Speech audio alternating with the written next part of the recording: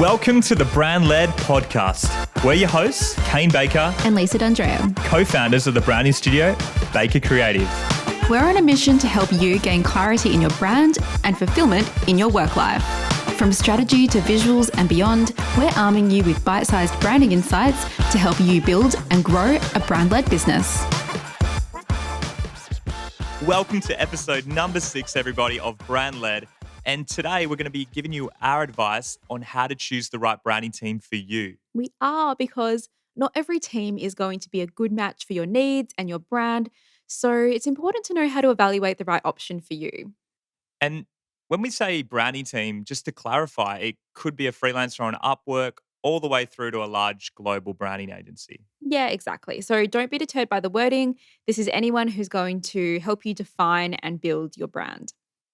Okay, Lisa, so we've pulled out 5 main factors that people should be considering when they're choosing a supplier. And what we're going to do is walk through each one and give our listeners some suggestions of what to look for and what kind of questions they should be asking. Yes. But before we get going, I do want to mention that everything that we're discussing today and more is included in a free resource that we've made called Choosing a Branding Team, the Ultimate Guide. Yeah. And that's available for you to download right now for free. So you don't need to write anything down from this episode, write any questions or ideas down. Just go ahead and grab the download.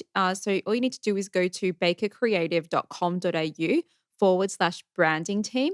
And it'll be there for you. We'll also pop the link in the show notes for today as well. Okay, let's get stuck into it. So the first thing I think you should be looking at when choosing your provider is their portfolio. So I think you should consider whether you like their past work and ask yourself if there's thought and meaning behind their projects. Also, question whether the project was appropriate for the client's audience and industry. I also like to look at the problem that they were trying to solve with the branding project and whether they achieved it or not. What are the results? And sometimes the impact of branding can include intangible elements like, confidence and Mm, pride in your business, or, the team's really got a clear direction.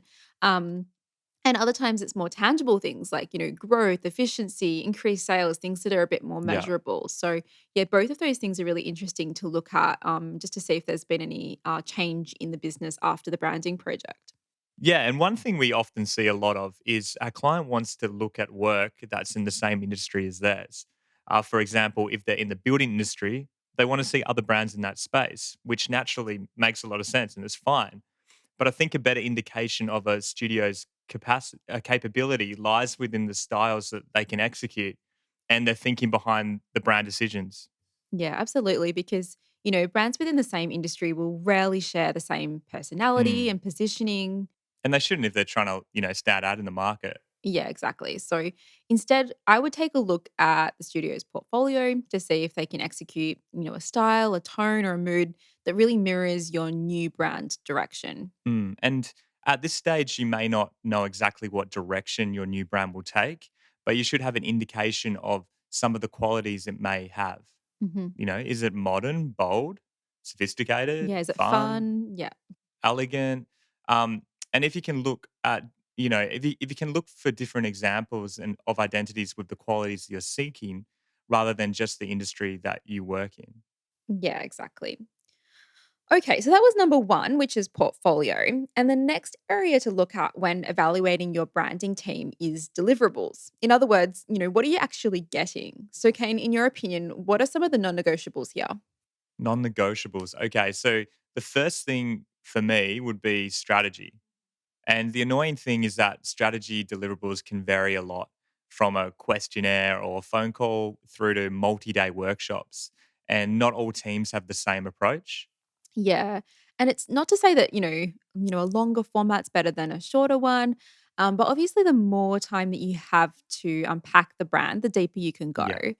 So the first thing that I would do is just do a quick evaluation of your brand internally. Are you and your team clear on your audience, your positioning, and your personality? And if not, you need to be working through these ideas with a strategist before you even touch your visual or your verbal identity. And your brand's always evolving and changing. So I think most businesses would really benefit from taking a look at these types of things. Yeah, and I think that if you have more than one person on your team, it's really, really important to get on the same page before you 100%. Yeah. before you do anything else. Yeah. So what should people look for in a strategies, session deliverable wise? Yeah, so I would look at what's being covered and how long the session goes for. So, at a minimum, I think it's really important to take the time to clarify your audience, your brand personality, and your Mm. positioning. But you can also, unpack things like your big idea, your values or purpose. All those things are really important to kind of round out that narrative that you're trying to communicate to your audience. Also, you want to make sure that you're getting some sort of report or blueprint to solidify your brand direction post session. Yes, that's a good one. A small tip for that actually, ask how long after the session you'll receive your report Yeah. because we've seen this take months to be completed, which stalls the whole project. Yeah, it does because you can't start the verbal or visual identity process until you've actually finished outlining your brand strategy. Okay, so we understand that strategy is an important deliverable. What are some others people should be thinking about? Okay, so yeah, a couple that come to mind are revisions. You should ask, how do your revisions work? Sure.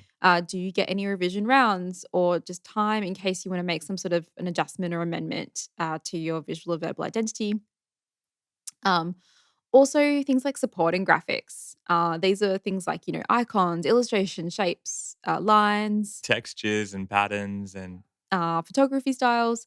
So you want to know whether these are included in your scope or not as well.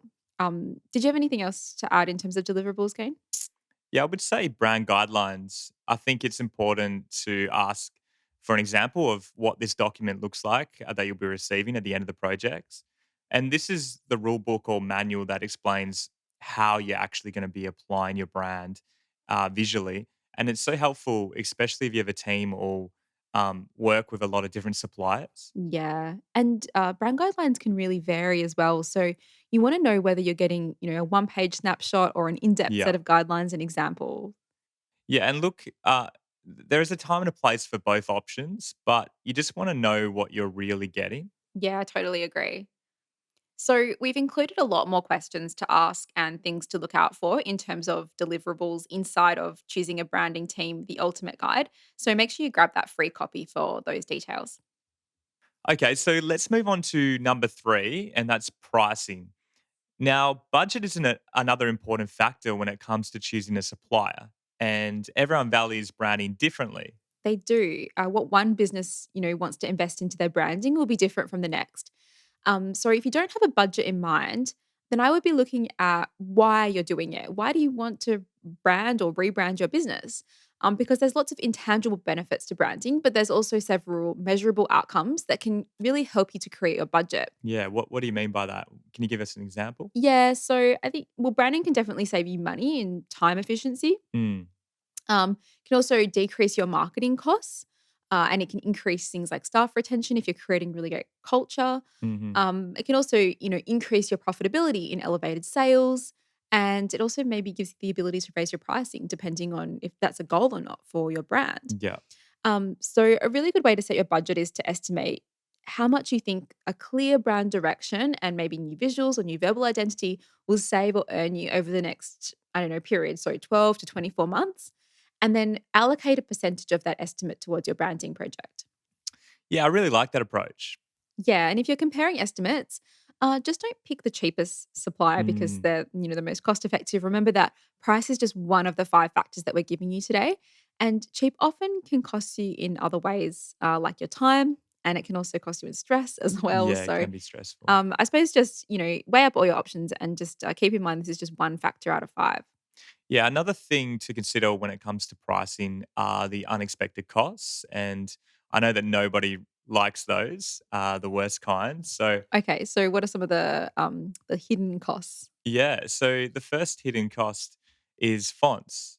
Some people like to use free fonts, but generally speaking, I don't like to use the free fonts because premium fonts seem to render a little better on screens.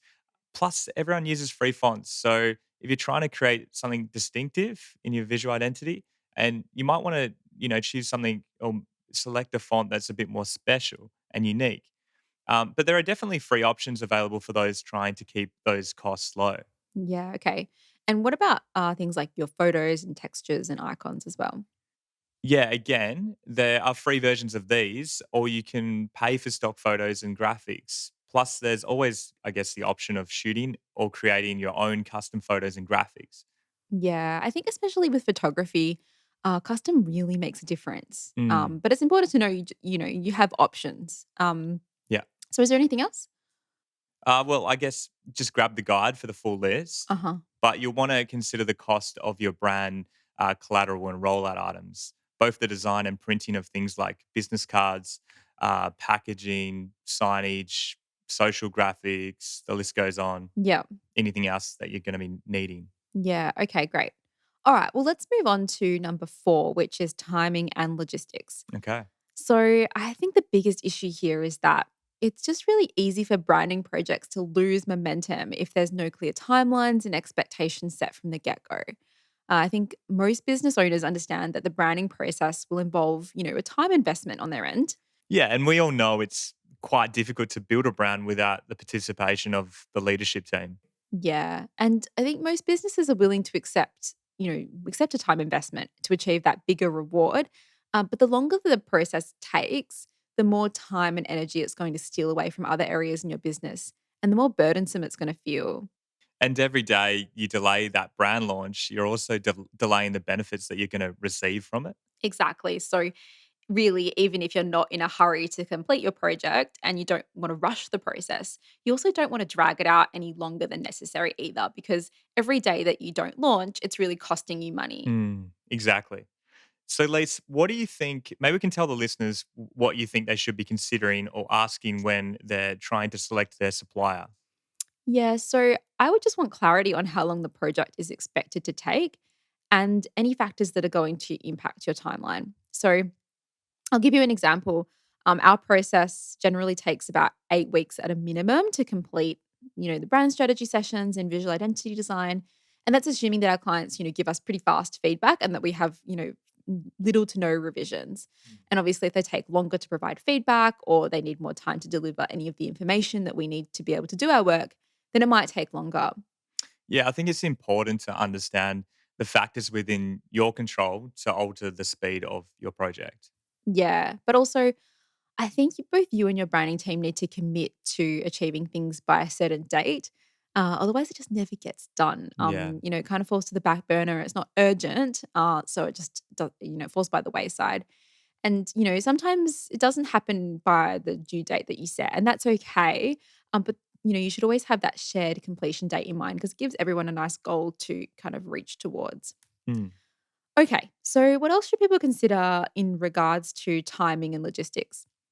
I think people need to know how much of their time they're going to be needing to set aside for those brand meetings and presentations so they can prepare for that. I'd also say just understanding where and how you're going to be working together. Is it Zoom meetings or in person catch ups, phone calls, or Slack? It might not seem like a big factor now, but you might prefer to work with someone in person versus online. Or you might work irregular hours or not be able to check emails or prefer phone calls. So, yeah, really just consider how you'll communicate throughout your project and whether that suits you. Okay, shall we move on to our last one? Let's do it. So, the last one I want to touch on is culture and fit. Yes, because working on your brand should be an enjoyable, It fun should be experience.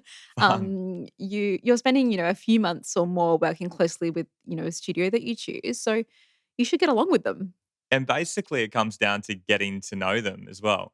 Have a conversation with them, understand, what they are, what they're like as people, check whether their values align with your own, and ask who you're going to be working with for the duration of the project. Yes, and another thing is that you can look at past client testimonials too and see what people had to say about their experience. Mm. What I did, Yeah, I was just going to say, what did they like about working with them in particular, yeah, and is that something that you value? yeah. And are you excited to work with them? Do they seem excited to work with you? Which is, that's really important too. Yeah, when you feel passionate about a project, I think it shows, Mm. and you wanna make sure, the person's excited to work with you. Okay, so I think that wraps up today's podcast. So let's Mm, just recap those 5 factors for everyone again. The first one we talked about was portfolio. So just considering, is the work thoughtful? Is it appropriate? Do you like it? What results have this studio achieved for their clients? Number two, we talked about deliverables. So that's what are you actually getting? Is it that what you want, right? mm. Number three is pricing. So, is it within your budget? Have you set a budget? And what other costs need to be factored in? And number four, we talked about timing and logistics. So, that's how long will it take? And do you understand the process and your involvement? And are you all committed to a certain completion date? And the final one, number five, is culture and fit. So, basically, do you like them? Do your values align? And do you think you'll enjoy working with them? Yeah, and again, you can head to bakercreative.com.au/branding team to get our free resource, Choosing a Branding Team, the Ultimate Guide, which is going to include all the questions to ask your potential suppliers and things you need to consider when weighing up your options. Yeah, and it also includes a lot of great tips we didn't even get time to touch upon today. So make sure you grab your copy. And if you haven't already, make sure you subscribe to automatically get the new episodes of Brand Led when they're released every Monday. Yes. Thank you so much for tuning in. We really appreciate you choosing to spend your time with us today, and we'll see you next week.